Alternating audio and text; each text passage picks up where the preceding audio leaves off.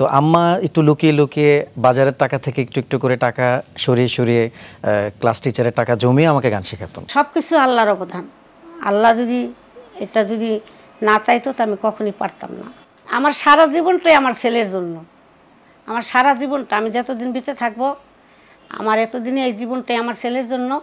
আর আমি যতদিন বেঁচে থাকবো আমার ছেলেও আমার জন্য। তো আম্মার অবদান না থাকলে হয়তো এই পর্যায়ে আমার আসা একদমই সম্ভব ছিল না। ইমরান সম্বন্ধে বলতে গেলে আমার অনেক সময় অনেক টাইম লাগবে, কিন্তু আমার ছেলে বলে তো সব মাই বলে যে আমার ছেলে খুব ভালো।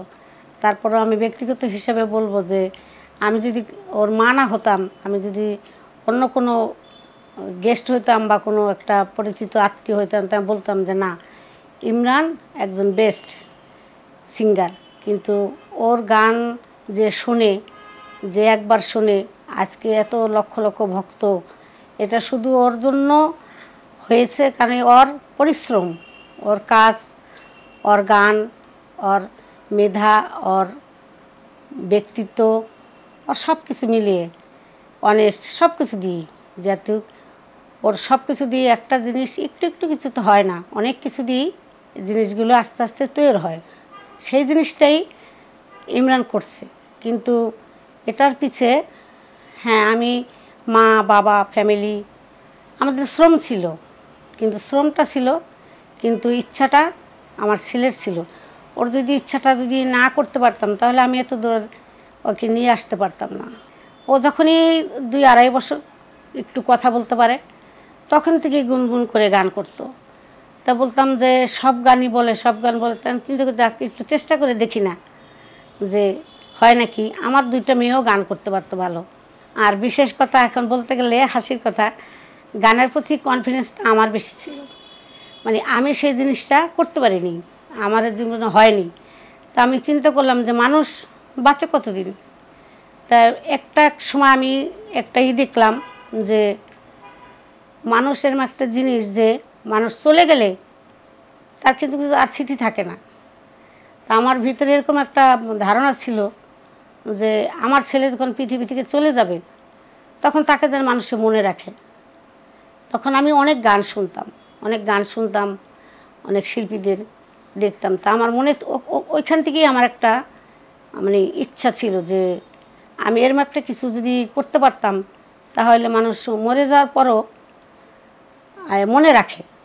তাই আমি আমার ছেলেকে নিয়ে আমি চেষ্টা করছি। যখন আমার ছেলে প্রথম প্লেব্যাক করে তখন যে কী খুশি ছিলাম, তখন যে কি, সেটা বলার কথা না, এটা বলাও যায় না। সেটা একটা মা শুধু অনুভূতি করতে পারবে।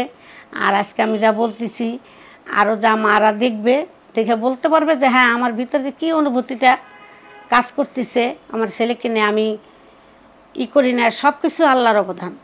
আল্লাহ যদি না চাইতো তো আমি কখনই পারতাম না। আমার সারা জীবনটাই আমার ছেলের জন্য। আমার সারা জীবনটা, আমি যতদিন বেঁচে থাকবো, আমার এতদিনে এই জীবনটাই আমার ছেলের জন্য।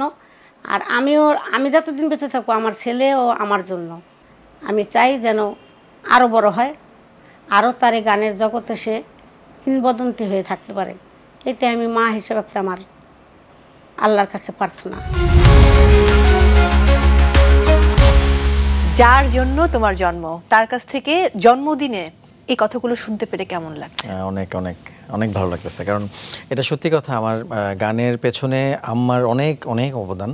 আম্মা যদিও বললো যে আম্মার যাই করছে সব বেশি আমারই প্রচেষ্টা বা চেষ্টা ছিল, বাট সত্যি বলতে ছোটোবেলাতে তো আসলে গান তো অতটা শেখার সুযোগ হয় নাই না, সুযোগ বলতে শিখতে চাইতাম না। তো আম্মা জোর করে শেখাতো। এবং আম্মা, আমার মনে আছে আমার যে গানের টিচার ছিলেন আমাদের ওখানে, আম্মা কি করতো, আব্বু তো প্রথম একটু গানের ব্যাপারে একটু শুনেছি, বাবা চাইতেনই না তুমি গান করো, তিনি চাইতেন তুমি ইঞ্জিনিয়ার হও, ব্যাংকার হও। যেটা হয় যে বাবারা তো ভয় পায় যে না, যদি পড়াশোনা নষ্ট হয়। তো আম্মা একটু লুকিয়ে লুকিয়ে বাজারের টাকা থেকে একটু একটু করে টাকা সরিয়ে সরিয়ে ক্লাস টিচারের টাকা জমিয়ে আমাকে গান শেখাতেন প্রথম।